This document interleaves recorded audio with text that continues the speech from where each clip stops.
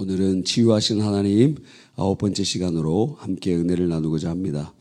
예수님은 십자가 부활을 통해서 우리를 죄와 사망과 마귀의 모든 권세로부터 우리를 해방하셨습니다.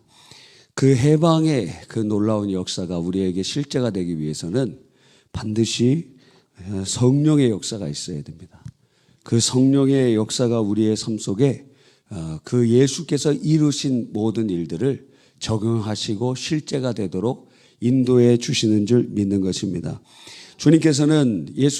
예수님께서는 십자가에서 이루신 모든 것들을 우리가 누리며 살기를 원하세요.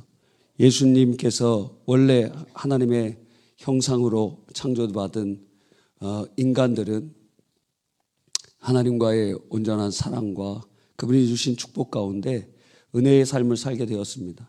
그런데 타락한 인간에게 찾아온 것의 확실한 저주의 증거가 죽음이라는 것이고, 확실하게 모든 존재들이 죽어가는 겁니다. 이 자리에 죽지 않을 사람이 없어요. 다 죽을 것입니다. 예수님 재림하시지 않는 이상 여러분 이 자리에 있는 사람 중에 한 사람도 죽지 않을 사람이 없다는 거예요. 이게 얼마나 우리를 비참하게 만듭니까? 마귀 역사가 무엇을 가지고 우리를 괴롭힌다 그래요? 죽기를 두려워함으로 사망의 권세 가진 자들이 그 두려움의 영이 되어서 우리를 좌지우지하는 거예요. 근데 죽을 뿐만 아니라 살아있을 때도 고통이 찾아와요. 가시와 엉겅퀴를 내면서 우리의 삶 속에 뭐가 찾아오냐면 고난이 찾아와요. 그래서 인생은 고난이다 이렇게 표현해도 과언이 아닙니다. 삶의 양태가 깨어져 버렸어요. 그것을 저주받았다 그러면 저주받았다. 그래서 이제는 먹고 살기 위하여 이마에 땀이 흘러가며 열심히 일해야 겨우 살까 말까 합니다. 내 집 마련하는 거, 집이 이렇게 많은데도 내 집이 없어. 그렇잖아요. 집 마련하는 거 하나조차 그렇게 아둥바둥해서 그렇게 하나 마련해 놓으면 어때요? 집 마련하면 병이 찾아와. 열심히 일했는데 찾아오는 것은 육체의 연약함과 고통이 찾아와요. 질병, 이 땅에서 병이 없는 사람은 거의 없어요. 건강하게 살다가 천국 가는 그런 사람들 거의 극히 드뭅니다. 다 질병의 권세에 그렇게 어려움을 당하고 있는 사람들이 많이 있다는 거예요. 예수께서 이 땅에 오심을 통하여 우리의 삶 속에 우리의 죽음의 권세 잡은 자 마귀의 일을 멸하시고 예수 믿는 사람들에게 즉각적으로 영생이 시작되는데 그것이 바로 거듭남, 우리의 영혼이 주님과의 관계가 회복이 되고 그리고 장차 예수님이 재림하실 때 부활의 영광에 이르도록 인도해 가시는 것이죠. 삶의 고난의 문제, 부유하신 자로서 가난하게 되심은 너희를 부욕해 하기 위함이다. 주께서 이제 우리 안에 이 먹고 살고 고통당하고 고난당하고 그런 것 때문에 돈 빌리고 다니고 그 주님이 원하시겠습니까? 주님 안에서 저주의 물결이 끊어지고 축복과 은혜의 물결이 우리의 것이 되기를 간절히 바랍니다. 질병의 권세도 마찬가지예요. 질병의 권세, 인간관계의 깨어짐, 그 모든 것들이 다 예수 안에서 이제는 회복되고 은혜된다고 할 수 있는 것이죠. 이걸 누리기를 원하시는 거예요. 누려야 된다. 주님께서 우리가 이 저주를 주님이 다 담당하시고 십자가 부활을 통하여 가져가셨기 때문에 이제는 믿음으로 취하기를 원하시고 계시는 거예요. 다 누리기를 원하고 계시는 거예요. 이걸 누리지 않으면 주님께서 슬퍼하시는 거예요. 그 누리기를 원하시는 거예요. 다 준비되어 있다. 내가 널 위해 다 준비했다. 믿음으로 누려라. 믿음으로 누리라는 거예요. 그러면 신자에게 그럼 고난이 끝나느냐? 그건 아니에요. 왜? 우리가 주님 앞에 더 크게 사용되기 위하여 연단을 받기도 하고, 이건 죄 때문에 받는 게 아니에요. 요셉이나 다니엘이나 또 성화를 위하여 주님께서 우리가 예수님 닮아가기 위하여 우리의 마음속에는 수많은 방처럼 이렇게 있는데 이 각각의 방이 다 주권이 있어요. 그래서 이 영역의 주권을 하나님 앞에 다 드려야 돼요. 전체가 그냥 한 번에 드려지는 게 아니에요. 하나는 물질의 주권, 하나는 인간관계의 주권, 하나는 자녀의 주권, 하나는 배우자의 주권, 하나는 어떤 것의 주권. 요 하나하나씩 다 주님께 왕 대신 주님 앞에 드리는 것. 그게 성화가 다른 게 아니라 간단하게 말하면 예수님을 닮아가는 것이고, 다르게 말하면 모든 우리의 영역 가운데 모든 부분에 예수님께서 왕 되시게 하는 것. 그게 성화예요.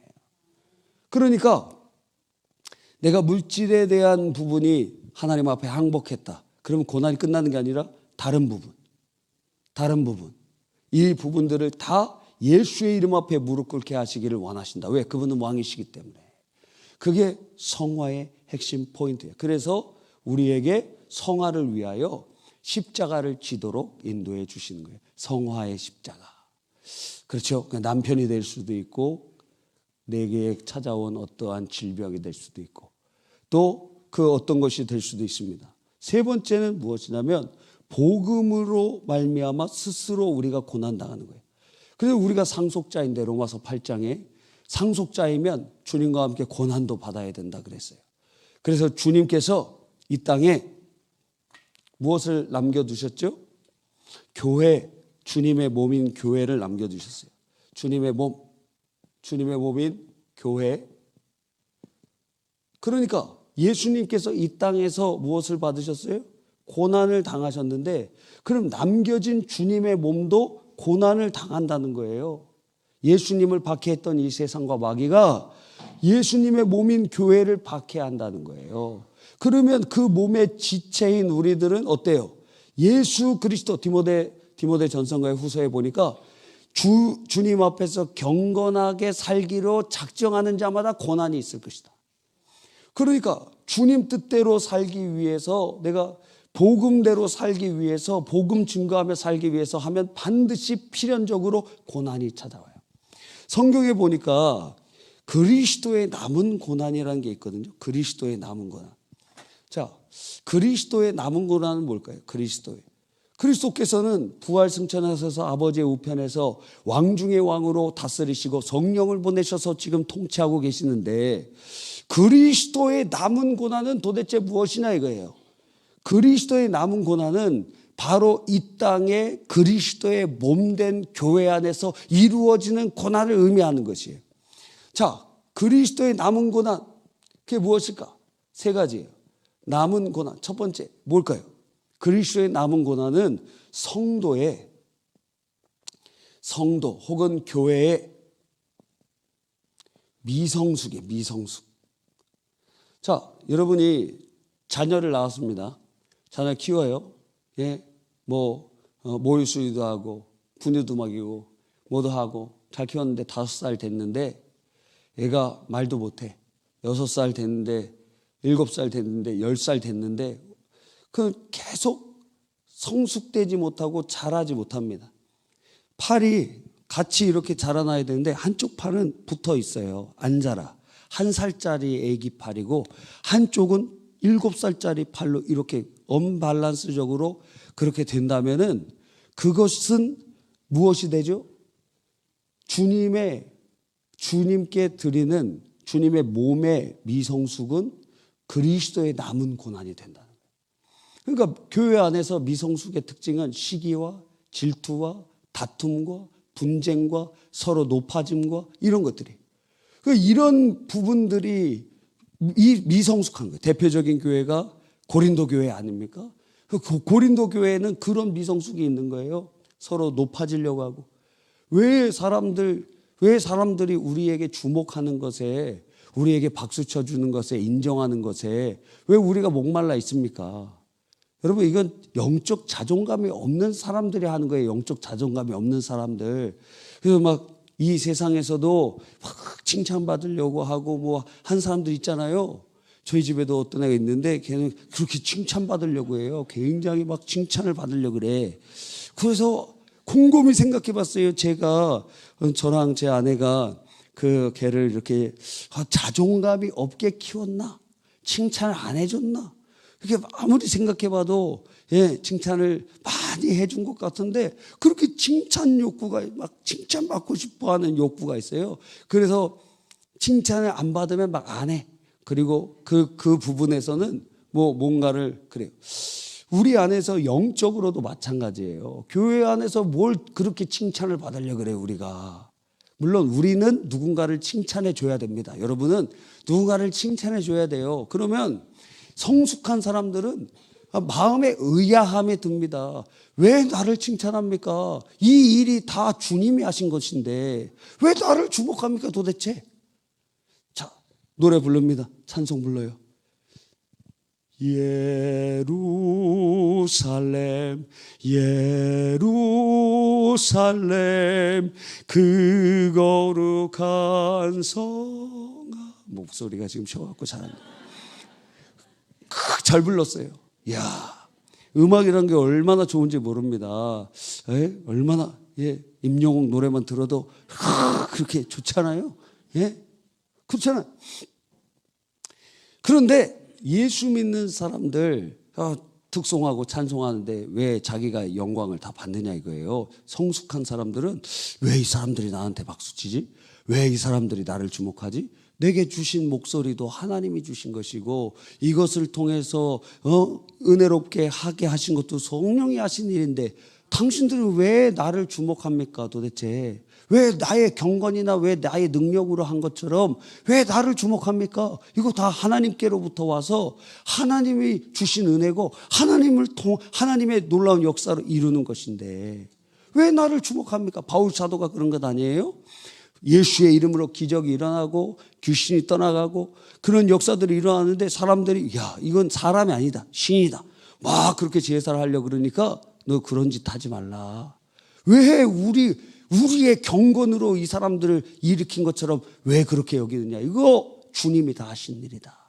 영적 자존감이 있는 사람은 의아해요. 의아해. 도대체 왜 나를 주목하느냐 이거예요. 도대체 예수를 바라봐야지. 근데 영적 자존감이 낮은 사람들은 뭔가 이렇게 자기가 이렇게 칭찬받아요. 그러다 버림받는 거예요. 이단자들이 다 그러다가 버림받은 거예요.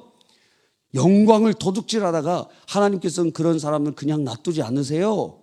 그게 무슨 찬양단 리더든지 설교자든지 목회자든지 그게 교사든지 누구든지 주의 영광을 도둑질하는 자들은 주님께서 그 교회에서 제거해 버리신다고요.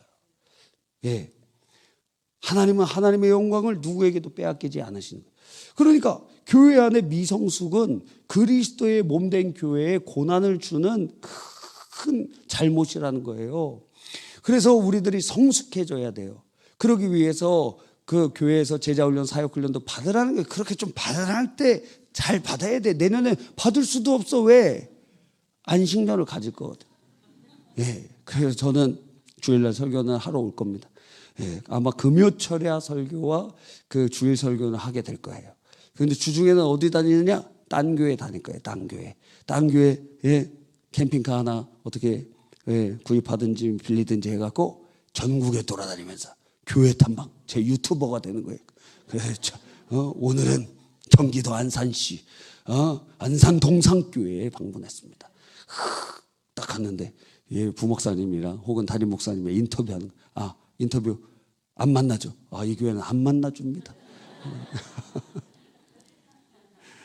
만나주면 만나줘서 거기서 인터뷰하고.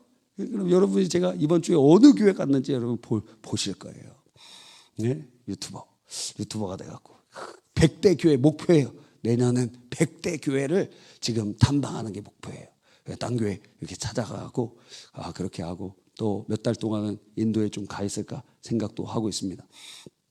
하여튼 그리스도 우리가 성장하지 않으면 그것 자체가 주님께 드리는 고난이 될 수 있다라는 거예요. 성장해야 돼요. 믿음이 성장해야 됩니다. 언제까지 거기 그 자리에 있으면 그거 부모의 근심이 됩니다. 맨날 기도하는데 자기 기도만 해요.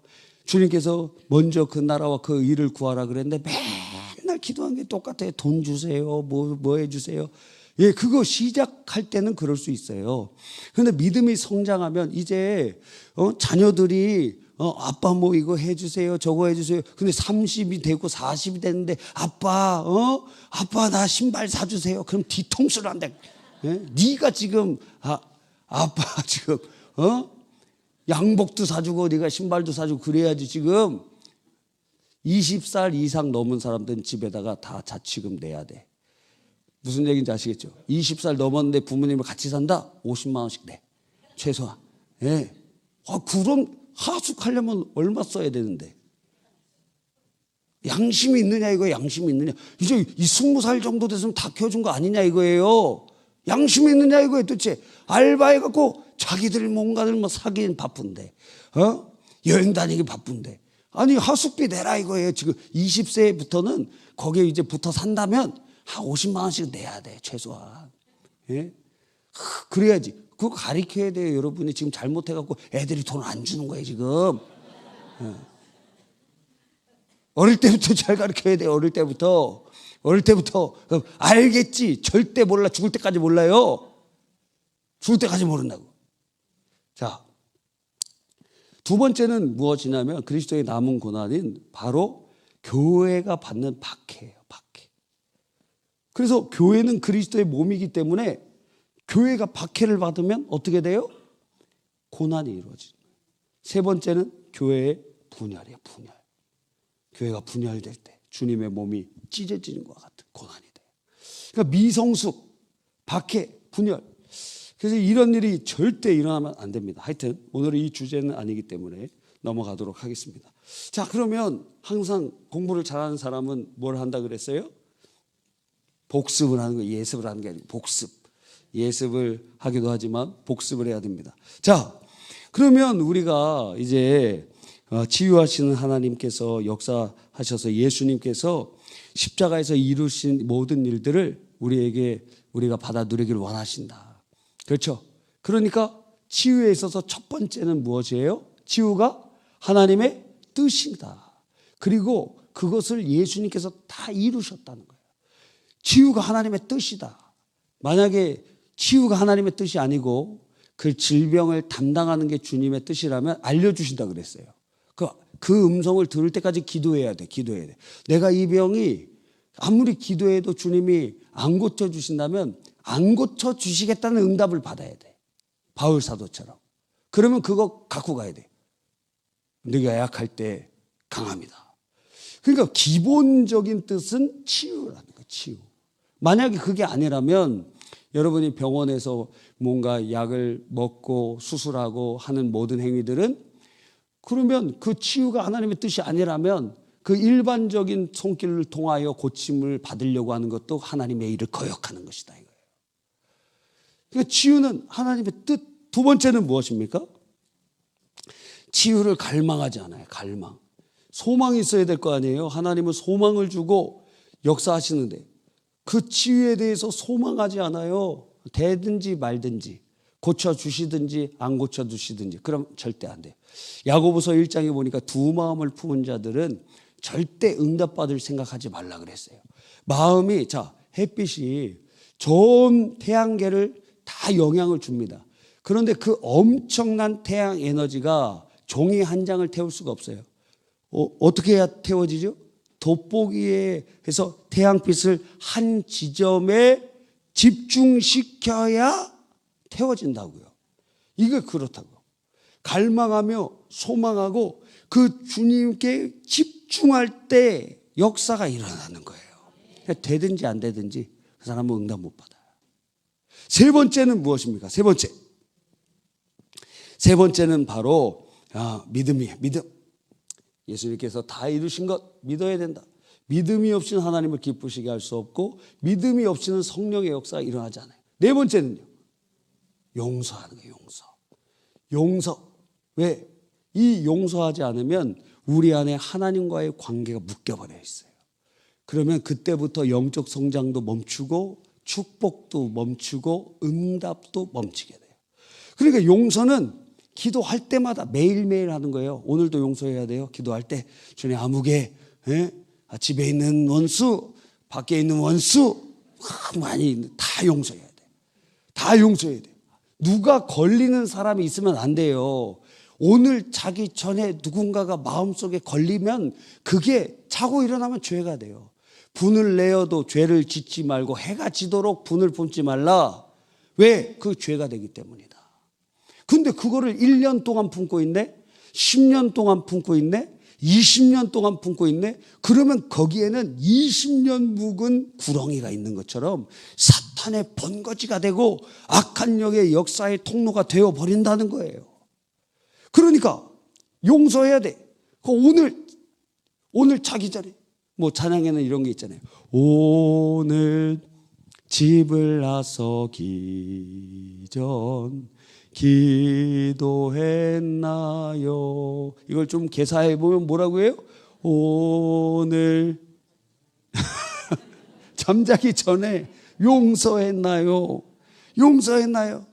누군가 걸리는 사람 있으면 여러분 그것 때문에 인생 망가지고 있는 거예요. 지금 사단이 역사하고 있는 거예요. 여러분의 삶 속에 하나님의 축복은 거기서 딱 멈춰 있어요. 영적 성장도 한번 보세요. 언제 멈췄는가? 그때 멈췄지. 그때 원수 맺고 미워하고 그럴 때 거기서부터 멈췄지. 용서해야 돼요.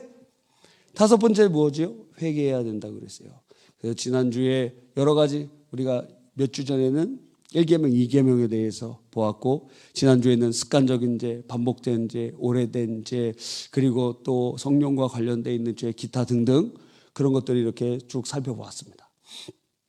6번째로 오늘 우리가 살펴보려고 하는 것은 자 그렇다면 이 치유를 위해서 우리는 어떻게 해야 되냐? 예수의 이름으로 명령해야 된다고. 예수의 이름으로. 예수님의 이름으로. 예수님의 이름. 자, 예수님의 이름으로 왜? 그분이 왕이시기 때문에. 자, 예수님이 승천하신 것은 왕으로 등극하신 것이고 예수님이 하나님 우편에 앉으신 것은 이제 예수님이 왕으로 다스리신다는 거예요. 그러니까 예수님의 이름은 마치 조선시대에 보면 어명이여 하는 것처럼 그래서 기도할 때도 예수님의 이름으로 기도합니다. 그게 무엇이에요? 우리의 왕이신 왕 중의 왕, 하늘과 땅을 통치하시고 만유의 왕 되신 그분의 이름으로 인을 딱 치는 거예요. 그래서 예수님의 이름은 주문 외우듯이 하는 것이 아니에요. 이것이 바로 주의 이름으로 인장반지로 딱 찍는다 이거예요. 딱 찍는다 이거예요. 예수님의 이름으로. 그분의 이름의 권세를 우리에게 주셨다는 거예요. 그러니까 그냥 예수님의 이름으로 기도하라는 게 무슨 의미인지를 모르고 그렇게 있으면 안 된다는 거예요. 자, 바로 그 부분에 대해서 우리가 살펴보려고 하는 것입니다. 예수님의 이름으로 기도하는 것은 당연해요? 당연하지 않습니까? 당연한 것이에요. 예수 믿는 사람, 자, 여러분이 제가 예수님의 이름으로 기도한다고 해서 누군가가 칭찬한다면 그게 이상한 일입니까? 이상한 일이 아닙니까? 이상한 일이잖아요. 제가 예수님의 이름으로 기도했더니 사람들이 칭찬을 해줬어요. 이상한 일이잖아요. 근데 그런 이상한 일이 미국에서 벌어지고 있습니다. 자, 무슨 얘기일까요? 오늘 제가 새벽 예배 끝나고 나서 KTX 타고 전주에 갔다 왔습니다. 집에 8시 50분인가 9시 정도에 왔습니다.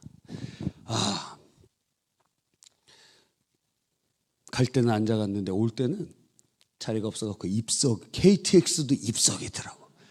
가격도 거의 비슷한데 입석이야? 이야, 그 좀 너무한 거 아니에요? 한 반값을 해줘야지. 그 지방에서 올라오신 분들이 그렇게 많이 있더라고요. 왜 갔느냐? 그 백제로교회 화재 있는 곳, 그 이제 여러분이 부활절 헌금해 주신 것과 그리고 또 특별 헌금해 주신 것, 그것과 또 여러 가지 통해서 이렇게 하게 되었습니다. 그랬더니 그러기 위하여 가는 도중에 이제 지루하잖아요. 그래서 여러 가지 영상도 막 보다가 설교를 들었어요. 그 저희 이제 총신대 그 설교학 교수셨다가 이제 워싱턴 무슨 장로교회 제 정확한 이름 모르겠는데 그 류용렬 목사님 교수님이신 설교학 교수님이 하신 최근의 설교 다니엘 기도회에 나오셔서 하셨더라고요. 그래서 그 설교를 이렇게 들었는데 그분의 간증, 그분의 설교 안에 있는 내용입니다. 자, 미국에 222회, 그러니까 미국 장로교 역사 상당히 오래됐는데 그중에 222회 장로교 총회가 포클랜드에서 1986년인가 그때 열렸대요. 그때 개원 기도를 할 때 누가 기도했는가? 자, 총회가 열렸습니다. 누가 기도했냐면 이슬람의 목사님 같은 사람을 이맘이라고 부르거든요. 이맘을 초청해서 그가 기도를 했어요. 뭐라고 기도했냐면 알라시니여 우리와 우리의 가정에 우리 주를 축복하소서. 우리를 고든 길로 인도하시되 모든 선지자들이 걸었던 그 선지자 아브라함, 이스마엘, 이삭, 모세, 예수, 무하마드의 길로 인도하소서. 저 선지자들에게 평화가 있기를 바라나이다. 아멘. 이렇게 장로교 총회가 그 이슬람 이맘의 기도로 시작됐다는 거예요. 있을 수 있습니까? 없습니까? 말도 안 되는 일이잖아요. 그런데 그런 일이 지금 일어나고 있다는 거예요. 어디에서? 미국에서. 그래서 이 교단이 이 PC 아마 정확한 제가 맞는지 모르겠어요. PC USA 교단일 거예요. 이 굉장히 장로교 안에서도 리버럴한 자유주의적인 그런 교단이에요. 거기에 반대돼서 나온 교단이 PCA라는 교단인데 여기는 하나님의 말씀대로 하려고 하는 장로교. 여기는 자유주의적인 장로교. 여기서 한 거예요. 근데 요 장로교회가 100 몇십 년 전에 한국에 누굴 보냈느냐? 언더우드를 보낸 교단이에요. 그리고 그 장로교 신학대학의 그 총장도 했던 마포 삼열 그분도 이 교단에서 파송한 선교사였어요. 근데 지금 어떻게 됐느냐? 이렇게 변질되어 있다는 거예요. 예수의 이름으로 기도하지 않는다니까? 이슬람 이맘이 예수의 이름으로 기도하지 않잖아. 지금 다 완전히 예수님의 이름으로 기도하지 않는다는 게 아니라 종교다원주의적인 영향을 엄청나게 지금 받고 있다는 거예요. 두 번째 예가 무엇이냐면 여기 교단에서 총회장 후보 4명이 나왔습니다. 그래서 이렇게 물어봤어요. 예수 그리스도가 구원에 이르는 유일한 길입니까? 이렇게 물어봤어요. 총회장 4명에게. 당연한 거 아니에요? 내가 곧 길이요 진리요 생명이니 나로 말미암지 않고는 아버지께로 올 자가 없느니라. 그러면 예수님이 구원받는 유일한 길입니까? 그럼 예스라고 다 대답해야 되는데 4명 중에 1명만 예스라고 대답했다는 거예요. 총회장 후보가. 지금 이렇게 돌아가고 있다 이거예요. 지금 세상이 지금 이렇게 돌아가고 있어요. 지금 이렇게 얘기했는데도 정신이 번쩍 안 든다면 옆에 있는 분이 보면서 인사 나누겠습니다. 아침형 인간이라 수고가 많습니다. 인사해 주세요. 아침형 인간이라 수고가 많습니다. 피곤하신 분들은 다 아침형 인간이에요. 막 새벽 3시, 4시에 일어나갖고 지금 자야 될 시간인데 깨어있는 것 자체, 교회 오는 것 자체가 기적이다 이거예요. 아침형 인간이라 피곤하시죠? 여러분 항상 부정적으로 생각하면 안 되는 거예요. 그분들은 아침형 인간이 그걸 깨고 여기 온 거야. 깨고 여기 왔다 이거예요. 깨고. 다음 세대 떠들면 안 됩니다. 다음 세대 한 달 동안 요 2줄에 좀 앉아주세요. 거기 두 줄 다음 주부터 여기 앉아주세요. 그래서 저랑 아이 컨택하면서 그렇게 2주간 함께 그렇게 했으면 좋겠습니다. 부탁을 드리겠어요. 자, 또 어떤 예가 있냐면 미국에 한 3차, 4차까지 대각성 운동이 일어났거든요. 처음에는 조나단 에드워즈 1700 몇 년도인가요?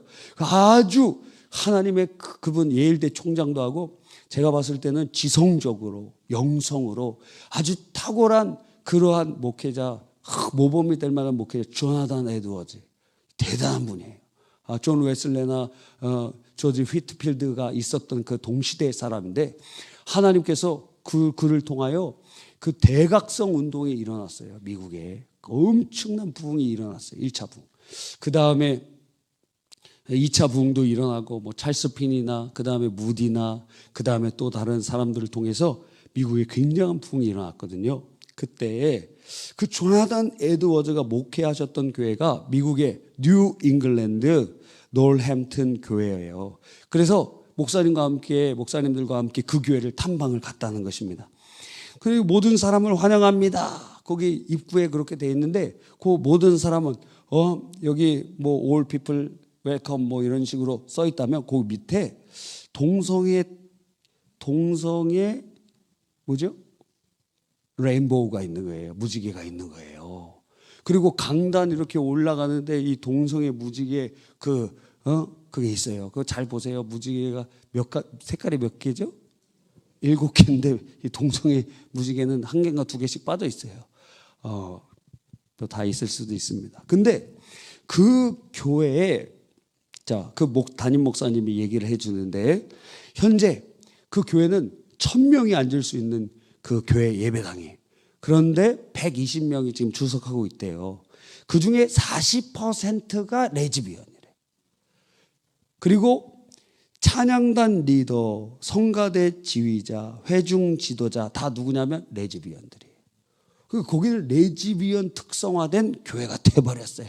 조나단 에드워드 미국의 대각성 운동을 일으켰던 그 위대한 목회자가 있었던 그 교회가 지금 몇백 년 흐르고 나니까 완전히 이러한 모습으로 변화되게 되었다는 것입니다. 조 바이든 대통령이 몇 년 전에 취임했잖아요. 올해 대통령 선거 있나요? 미국의 기독교 전통이 남아 있어서 성경에 손을 얹고 이렇게 기도합니다. 그리고 목회자가 축복 기도를 해줘요. 그런데 그때 조 바이든 대통령을 축복 기도했던 그 목회자, 그 조 바이든 대통령이 데리고 온 목회자겠죠. 그 목회자가 어떻게 기도하느냐 하면 이렇게 기도했어요. 성경에 손을 얹고 있는 그 대통령이 기도하는 것을 축복해주는 그 목사님이 이렇게 기도했어요.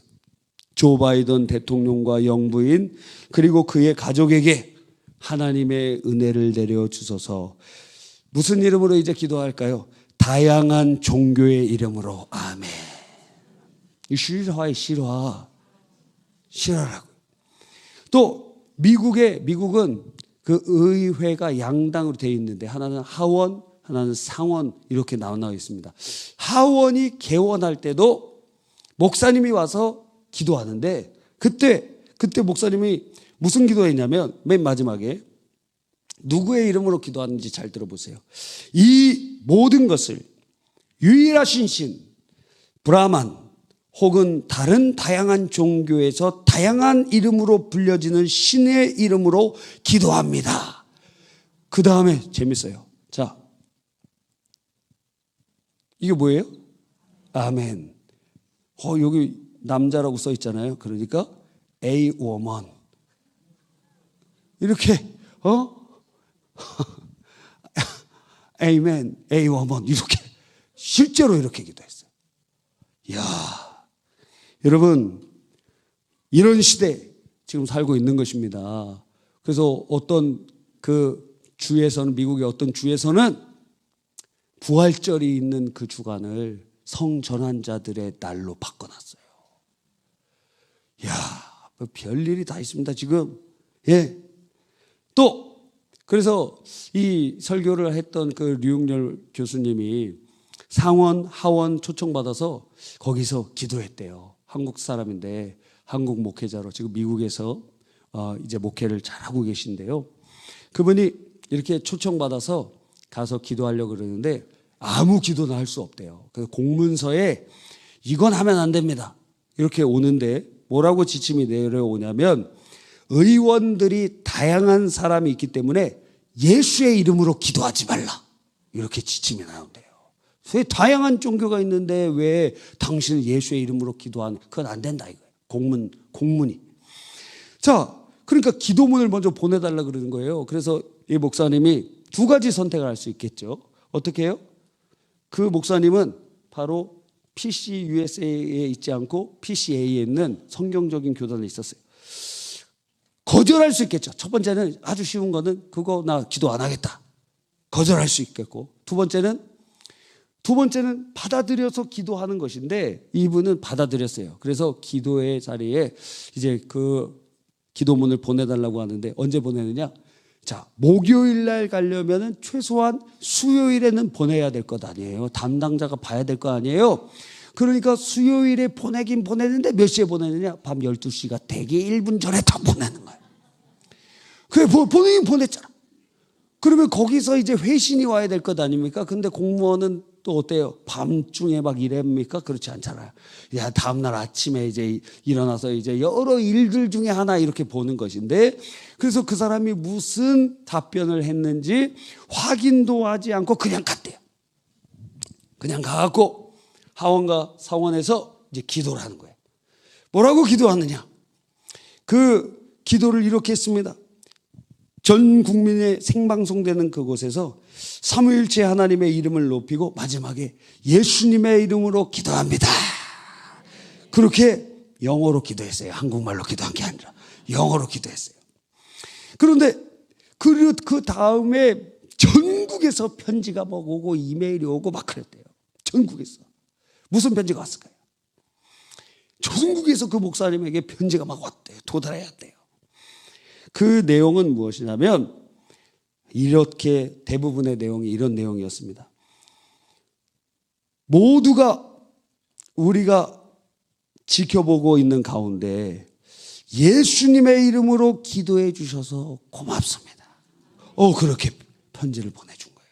다 거짓 목사들이, 거짓 지도자들이, 거짓 선지자들이 다 이런 식으로 주의 이름으로 기도하지 않는 그곳에 이제 그냥 의도적으로 예수님의 이름으로 기도하니까 거기 숨어있던 그리스도인들이 다 속이 턱 터지고 이 나라가 어떻게 되는가 그러고 있는데, 아니 한국 출신의 그 한인교회 담임 목사가 그렇게 담대하게 기도하는 걸 보니까 이야, 너무 감사한 거예요. 여러분, 목사가 예수님의 이름으로 기도하는 것이 칭찬받는 시대가 됐다는 거예요. 예수님의 이름으로 기도하는 것이 칭찬받는 시대가 정상이냐 이거예요 지금. 야, 이대로 가다가 미국도 망하겠어요. 저렇게 된 거 보니까. 프랑스는 헌법에다가 낙태권을 넣었잖아요, 올해. 나중에 이 프랑스도 끝이 다가오는 것 아닌가 하는 생각도 듭니다. 지금 러시아랑 2025년이나 27년 사이에 큰 전쟁이 일어날 확률이 있어요. 러시아와 프랑스 사이에. 그런데 승자가 프랑스가 되지 않을 확률이 있을 것도 같은 생각이 듭니다. 여러 이유들 중에 하나가. 지금 미국이 이러고 있다는 거예요 지금. 아니, 목사가 예수의 이름으로 기도하는 게 칭찬받는 시대, 공식적으로 예수님의 이름을 선포할 수 없는 시대, 이게 지금 사탄의 역사가 공중권세를 잡고 있는 자들이 예수님의 이름으로 기도하지 못하도록 봉쇄하고 있다 이거예요. 무엇의 이름으로? 종교다원주의의 이름으로. 종교다원주의 얼마나 좋습니까? 그죠? 저도 만약에 믿음이 없었다면 종교다원주의자가 될 확률이 굉장히 높았을 것 같아요. 니네가 믿는 거 그래, 오케이. 내가 믿는 거. 그러니까 서로 인정해주고 그러면 되지. 어떻게 이 길로 가나 저 길로 가나 서울만 가면 되는 거 아니냐. 그렇게 얘기할 수 있겠죠. 그게 종교다원주의인데, 종교다원주의 얼마나 좋은지 몰라요? 종교다원. 니네 종교도 천국 가고 우리 종교도 천국 가고 다 손에 손 잡고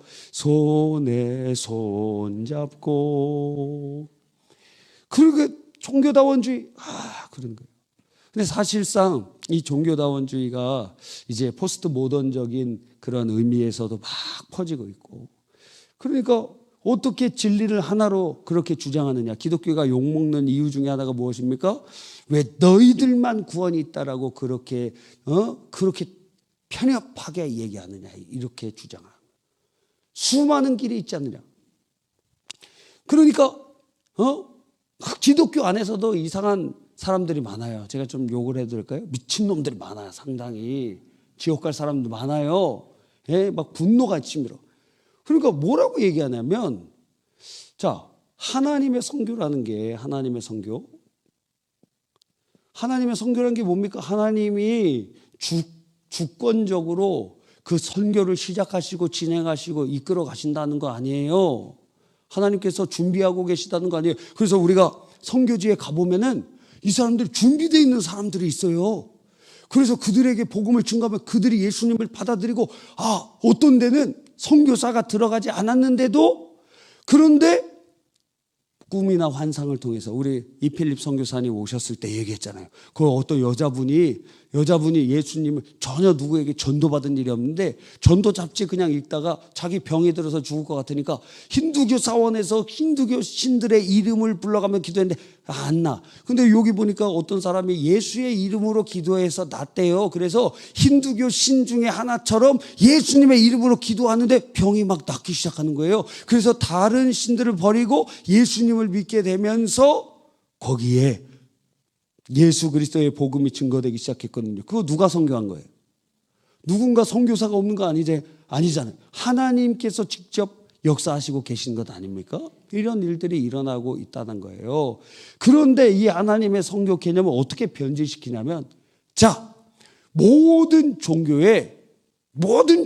자, 이슬람교회는 이런 부분으로, 그리고 불교회는 저런 부분으로, 힌두교회는 저런 부분으로 하나님께서 그런 모습으로 나타나는 거예요. 불교에는 부처의 모습, 힌두교에서는 어떤 브라마나 시바나 비슈누의 모습, 또 다른 종교에는 다른 모습으로 하나님께서 이 종교에는 이런 모습, 저 종교에는 저런 모습으로 나타나 있다. 그러니까 그 사람들은 유대교이면 유대교 종교를 열심히 믿고, 이슬람교이면 이슬람교를 열심히 믿고, 그리고 불교인은 불교를 열심히 믿으면 그거 다 하나님께서 이런 모습 저런 모습으로 나타나서 역사하고 있는 것이니 다 천국에 갈 수 있을 것이다. 이렇게 얘기를 하는 거예요. 굉장히 설득력이 있지 않습니까? 이건 뭐 변질을 시키되 얼마나 변질을 시키는지, 이러한 시대에 살고 있다는 정신 우리가 똑바로 차려야 되는 거예요. 같은 단어를 써도 다른 의미로 지금 사용하고 있는 거예요. 그러니까 이 종교다원주의자들이 지금 여러분 대세 굉장히 많은, 여러분 많이 들어보셨어요? 세계교회협의회 WCC 들어보셨어요? 별로 관심도 없으시죠? 뭐 우리 WCC가 이게 뭐냐면 에큐메니컬 교회 연합운동이에요. 에큐메니컬. 그런데 이게 왜 우리나라에서도 막 일어났고 거기 반대 운동도 일어나고 막 그랬잖아요. 이유가 뭘까요? 이게 교회의 일치와 연합을 위한 운동인데, 이것을 할 때 막 이상한 사람들도 다, 아니 예수 그리스도를 믿음으로 구원받고 예수 그리스도의 십자가 부활을 꼭 붙잡아야 될 것 아니에요. 근데 그거 아닌 주장하는 사람들도 그냥 교회니까 우리 같이 그렇게 하자.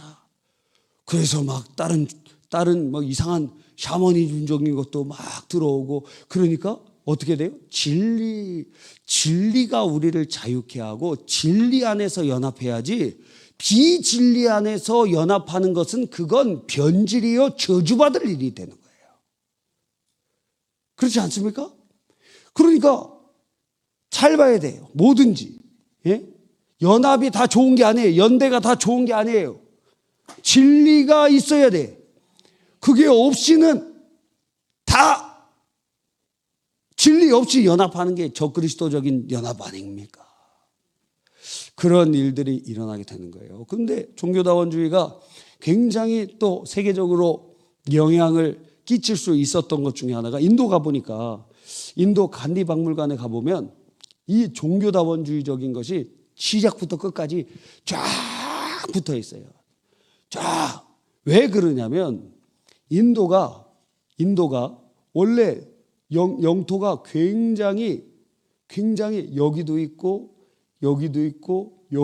굉장히 넓었어요. 근데 이걸 분할시켰어요. 이걸 이렇게 분할시켰어요.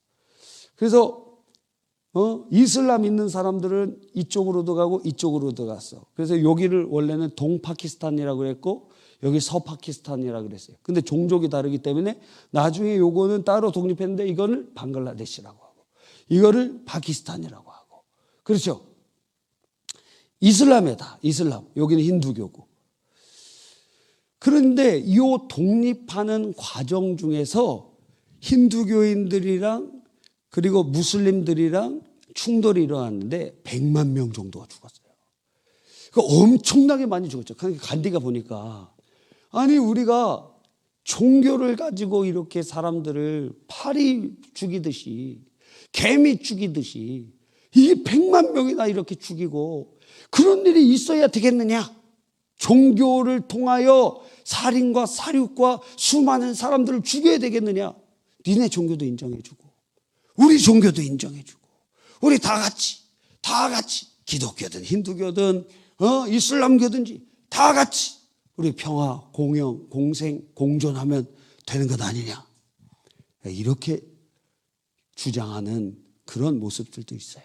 역사적인 배경, 그런 여러 가지 흐름 중에 인도에는 이런 이유가 있더라고요. 뭔가 타당해 보이기도 합니다. 그렇죠? 그런데 주님께서는 천하 만민에게 다른 구원 얻을 이름을 주신 일이 없다 그랬어요.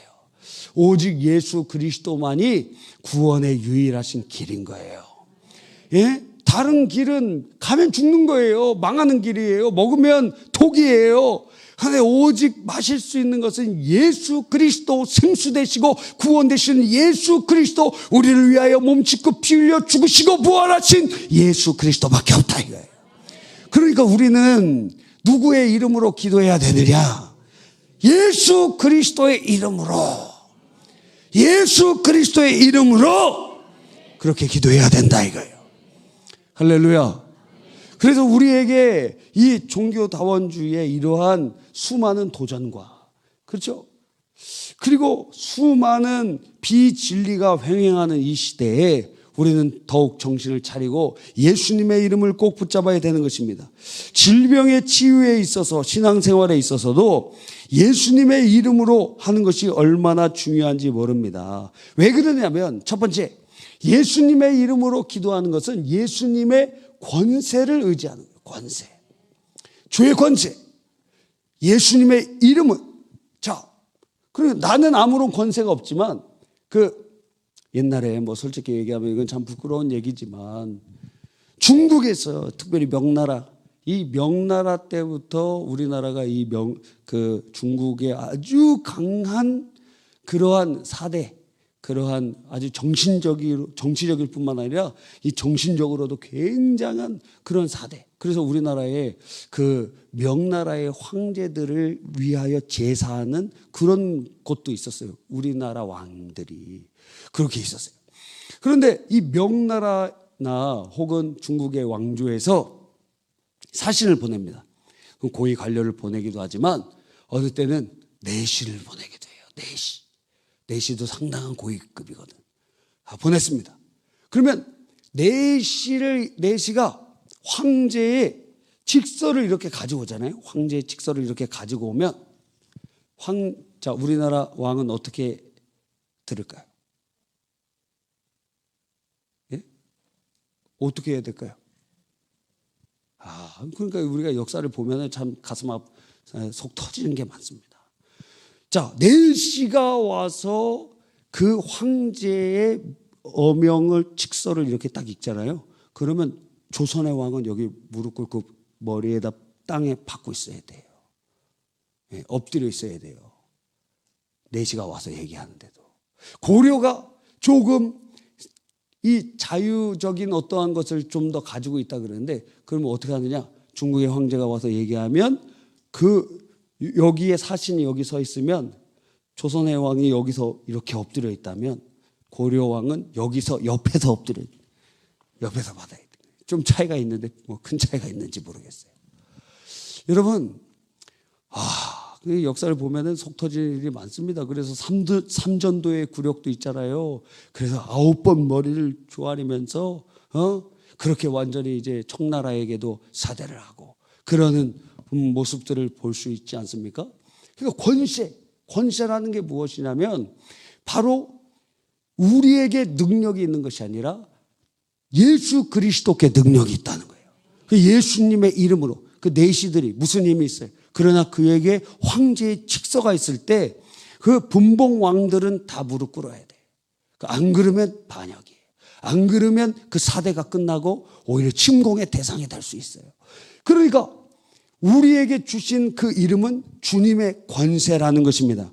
이 권세는 하늘의 권세든지 영적인 세계든지 땅의 것이든지 모든 것, 마귀든지 천사든지 바람이든지 파도든지 질병이든지 간에 이 예수 그리스도의 이름 앞에 무릎 꿇어야 되는 것입니다. 파도가 막 풍랑입니다. 그때 예수님께서 잠잠하라 고요하라 하시니 그것이 잠잠해졌어요. 만물이 누구의 명령을 따라야 돼요? 예수님의 명령을 따라야 돼요. 그러니까 우리가 예수님의 이름으로 한다는 것은 그분의 권세로 명령하는 거예요. 어떤 책에 보니까 이런 그 사역자의 간증이 있습니다. 외국 사역자인데 스미스 위글스워스라는 사역자의 이야기가 나옵니다. 그는 폐렴으로 죽어가는 사람을 위해서 기도해 준 일에 대해서 간증을 기록해 놨는데 그 환자의 병상 옆에서 환자가 이렇게 누워 있습니다. 그 병상 옆에서 연속으로 예수님의 이름만 불렀대요. 예수님의 이름만. 그러니까 기도가 안 되면 그냥 예수님의 이름만 부르면 되는 거예요. 예수님. 왜? 그게 권세니까. 예수님. 그게 권세니까.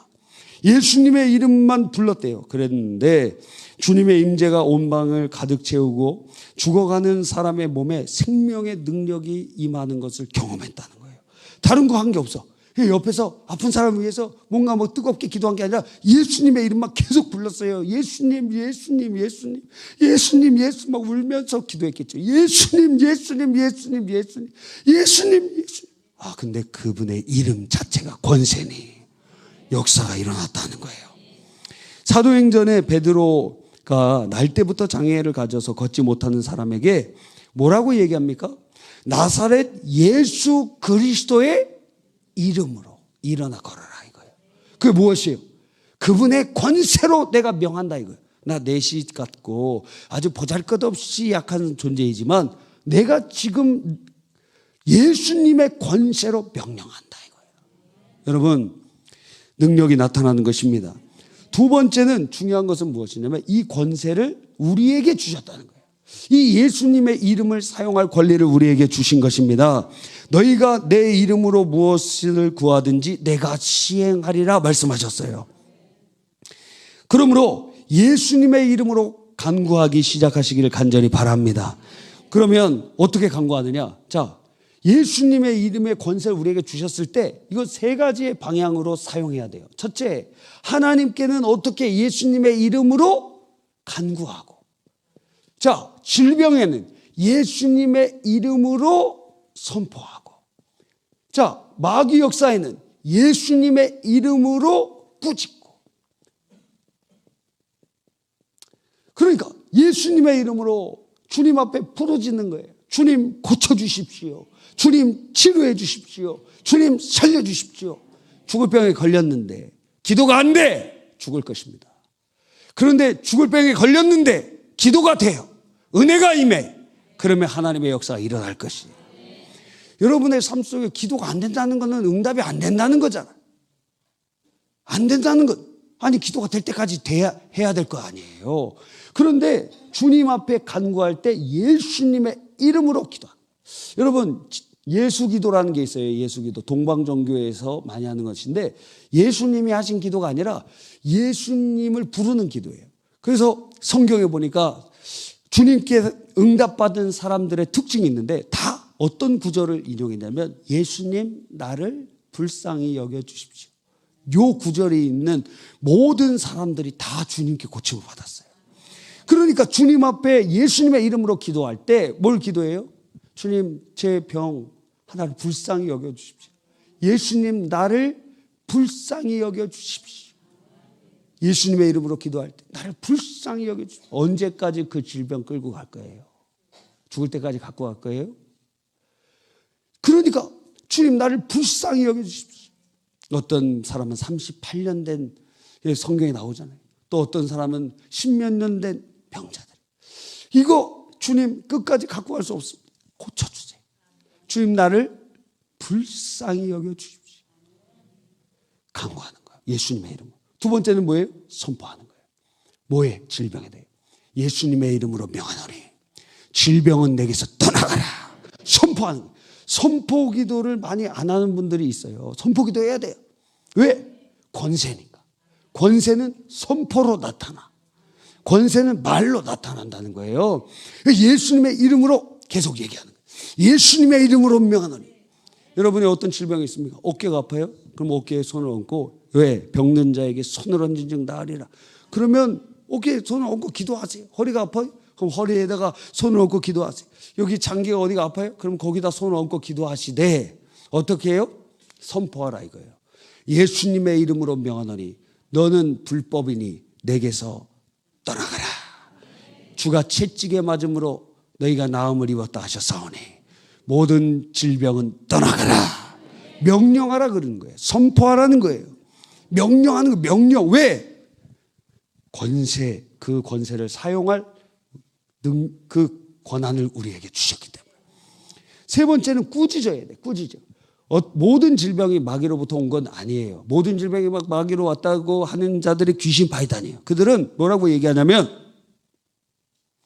감기 걸렸다 그럼 감기 귀신이 붙었다 이러고, 또 뭐가 있습니까? 잠이 안 와. 그럼 잠 안 오는 귀신 막 이렇게 얘기한다 이거. 아, 다 귀신이네, 다 귀신. 언제 그렇게 귀신들이 이렇게 많으냐? 그러면은 죽었다가 죽은 사람의 영혼들이, 예수 믿지 않은 죽은 영혼들이 다 그런 악한 영들이 된다는 거예요. 어디 그게 있어? 어디 그게 있어? 부자가 어떻게 구촌을 돌아다녔어요? 부자가? 예? 부자가 어디 갔어? 지옥 갔잖아요. 지옥. 한 번 죽는 것은 정한 것이요 그 후에는 심판이 있으리니. 예? 여러분, 그 마귀는 죽지도 않고, 그러니까 여러분의 삶 속에 여러분의 가문을 내 것이라고 이렇게 딱 주장하고 있어요. 그러니까 여러분과 여러분의 할아버지와 여러분의 고조와 그 했던 일들 다 알고 있어요. 그러니까 그걸 위장해 갖고 여러분의 삶 속에 막 개입하고 역사하는 거예요. 그러니까 이 질병이 모두 마귀로부터는 아니지만 성경에 보니까 그 중에 귀 먹게 하는 귀신의 역사로 인하여 귀가 먹어버리는 거예요. 그럴 수도 있어요. 다 마귀 역사 아니지만 저주의 근거로 온 것이지만, 그러나 무엇이라? 마귀 역사로부터 온 것이 있어요. 그거의 특징은 뭐라 그랬습니까? 약을 먹어도 고쳐지지 않고 수술을 해도 나아지지 않아. 그렇죠. 아니, 약을 먹으면 이건 하나님의 일반 은총으로 먹으면 고침바가 돼야 될 거 아니에요. 치유의 약효가 나타나야 될 거 아니에요. 아무런 효과가 없이, 그 대표적인 게 뭐예요? 무병이잖아요. 무병.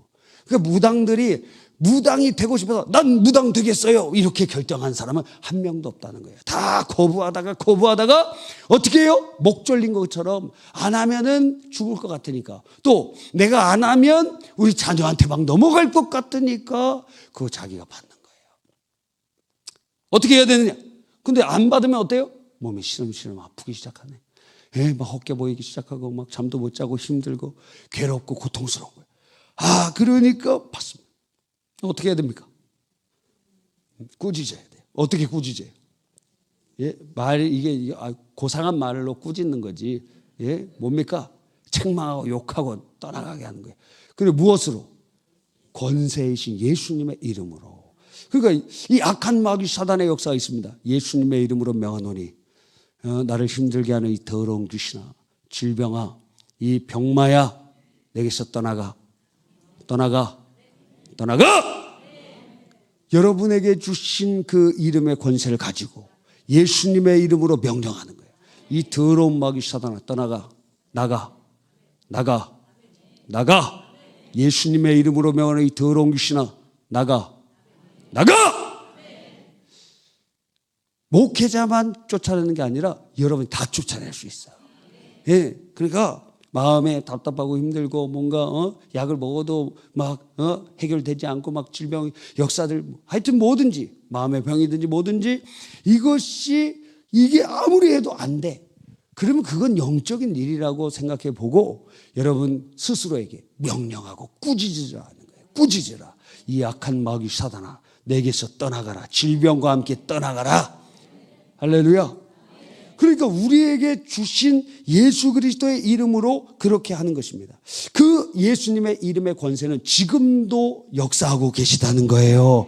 예수의 이름의 권세가 예수님 당시에만, 사도들에게만, 특정한 사람에게만 있는 것이 아니에요. 마가복음 16장 17절에 예수 그리스도의 그 이름의 권세가 믿는 자들에게 표적으로 나타나게 되는데, 그 중에 하나가 병든 자에게 손을 얹은 즉 나으리라 하신 것이에요. 그러므로 결론입니다. 그러니까 우리들이 무엇을 해야 됩니까? 예수의 이름으로 주님께는 간구하고 예수님의 이름으로 선포하고 예수님의 이름으로 꾸짖어서 우리의 예수 그리스도의 권세의 역사가 우리의 삶 속에 나타나게 돼야 된다는 거예요. 예? 우리 많이 해봤잖아요. 병 고치려고 병원도 가보고 뭐도 해보고 다 해봤잖아요. 그런데 요거 고치면 또 이게 발생하고, 그리고 이 약을 먹었는데도 전혀 소용이 없을 때도 많고, 그리고 병들이 어떻게 그렇게 많은지. 예? 너무 많고 어떻게 할지도 모르고 끝도 안 나.